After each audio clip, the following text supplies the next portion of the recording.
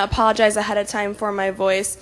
I've been battling some sort of cold, flu kind of thing all week, and I've been sucking down cough drops. So hopefully I make it through 5 minutes of talking without anything. Today I'm going to be sharing a story with you about animals and our four-legged friends, and I'd like to kind of warn all of you ahead of time that there will be some pictures of cute dogs. So if that kind of bothers you, I would suggest maybe not watching. So the story goes a little bit something like this. So let's say you take your dog into the backyard and you give them a 1-foot jump.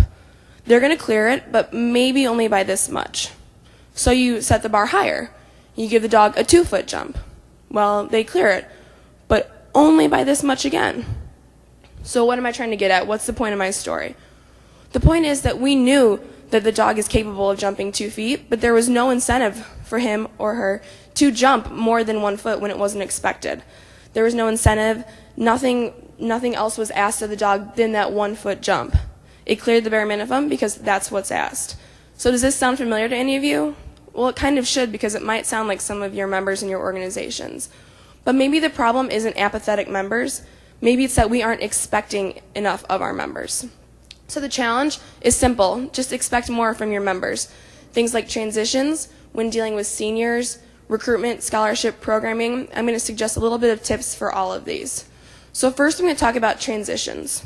Now, if you're like my chapter, we have transitions one Sunday afternoon right before finals, usually an hour and a half long program. That will not get the job done. It should be a semester-long mentoring program where you're organized and supportive. Now, like I said, or like Tricia said, I am a senior at Drake, and I might be talking, a little bit from personal experience, but we want people to ask our advice and our opinions. We kind of think that we know a lot after putting in our time, but we want people to ask us for our opinions and still include us. But please don't let us check out of our organizations.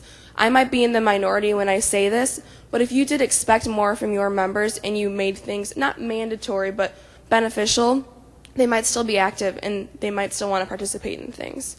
Now, when dealing with recruitment, this is a two-way street for your potential members and your current members. It's okay to still have some expectations of your new members because that's what your values are and that's what some standards that you set are. Because it's more than just how many activities they were involved in high school, it's more than what they look like. And for your current members, make sure that you're modeling conversations that they should be having with your potential new members. Make sure everyone is on the same page going into formal recruitment so you can recruit the best of the best that you see. And so your scholarship also is something that you can look at. Look at your current GPA for your chapter or for your council. How does it compare nationally to other chapters at your university, to the all-university average? Because that's ultimately why we are in college. That's the number one priority.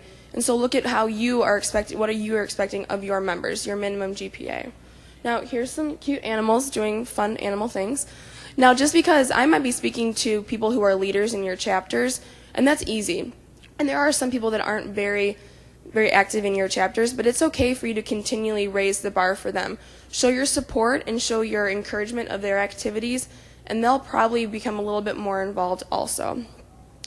Kind of coming on a personal level, we should be showing a picture of there's my sorority at Drake, my Alpha Phi sisters, and recently we went through a couple changes within our chapter, and one of the biggest things that we've implemented now is expecting more of our members.